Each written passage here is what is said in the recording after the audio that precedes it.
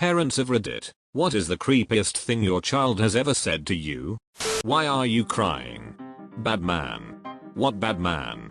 There, points behind me at a dark corner of the room. Lamp on bookshelf next to said dock and corner falls off as soon as I turn to look. She slept in our bed that night. Go back to sleep, isn't anything under your bed. He's behind you now. Still haven't gotten over that one and shit. The memory. When I was about 4, I would remember talking to Mr. Peterson whenever I was at my grandmother's house.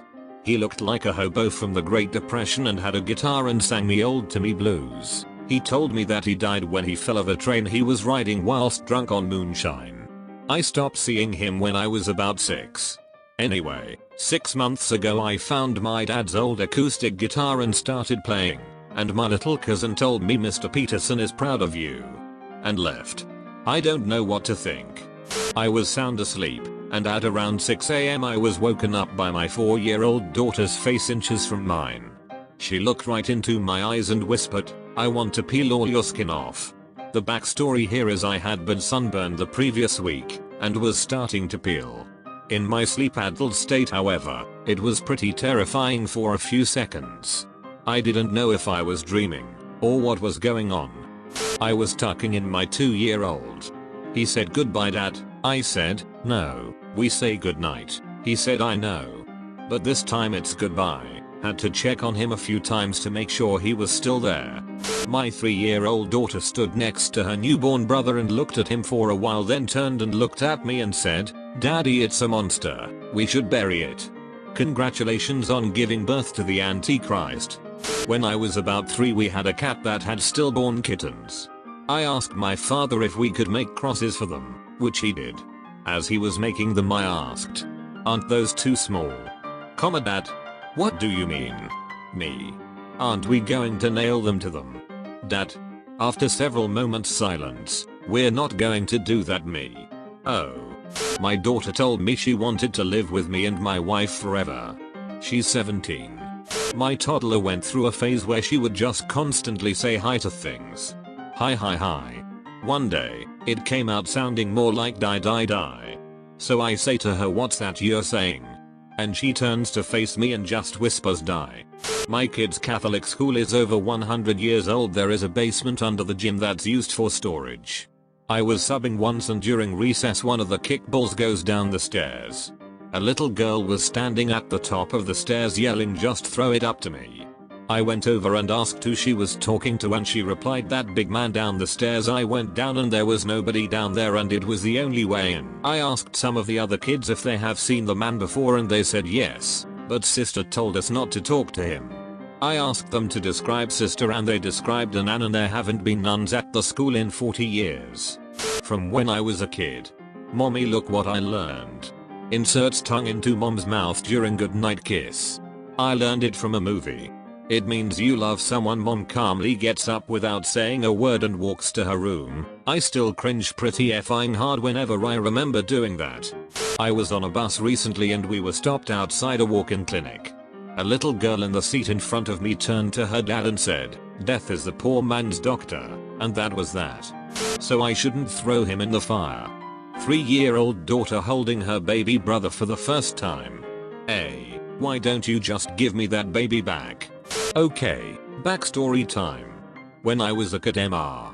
Rand used to come into my room 4 or 5 times a week. He'd talk to me and tell me about stuff and how he was killed in World War II. See, old mate Rand was a figment of my 4-year-old imagination.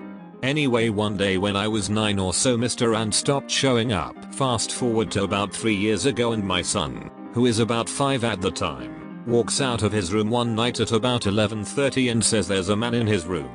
I flip out and run in his room to find nobody, to which he then says Mr. Rand said you can't see him anymore, but he's okay. The kid's got his own imaginary mate called Mr. Rand, but they only chat once or twice a year. My niece was sitting on the couch with a weird look on her face. Her mom asked her what she was thinking about, and she said, "I'm imagining the waves of blood rushing over me." Turned out they had been at a local science museum with an exhibit on the circulatory system. One of the features was a walk among some giant fake blood vessels, and she was remembering that. So a friend of mine was 6 years old when she told her mother that the lady who used to live here told me that she hates the wallpaper and that you are covering her note. My friend's mom just thought it was make-believe rambling and forgot about it. Well, 12 years later, when the mom is redecorating and taking down the wallpaper in the attic, she finds a suicide note scratched into the wall. The mom freaks the F out and calls my friend and starts crying, asking if she remembered anything more about the women who spoke to her. My friend starts to recall the woman and starts to freak out, saying she only remembered talking to her in the attic. Not to me, but to his grandmother. He was cuddling with her and being very sweet. He was about 3 at the time.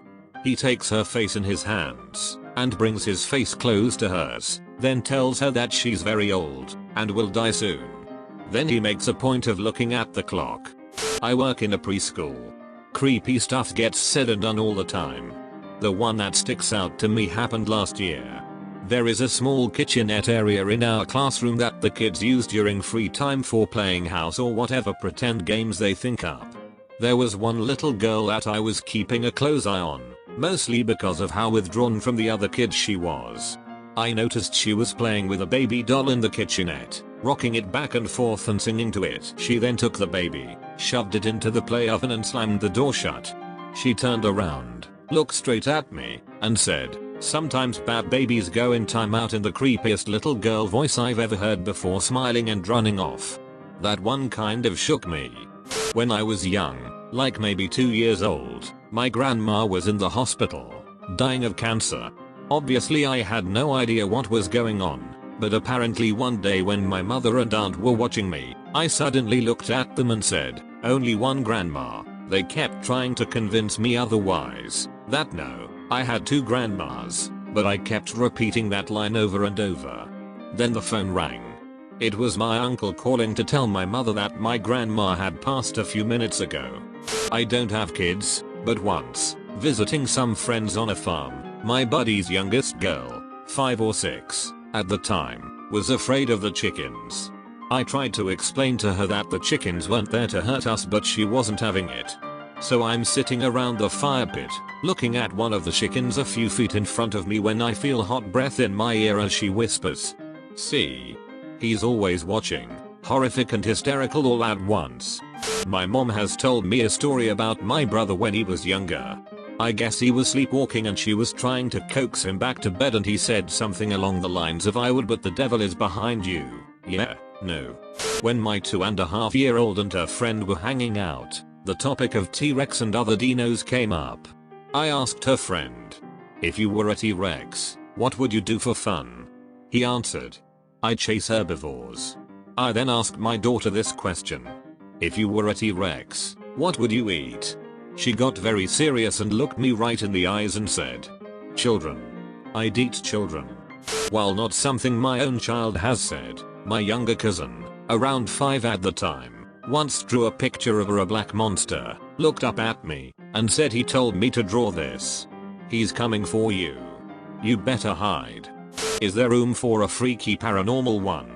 My mum's dad died 10 years before I was born.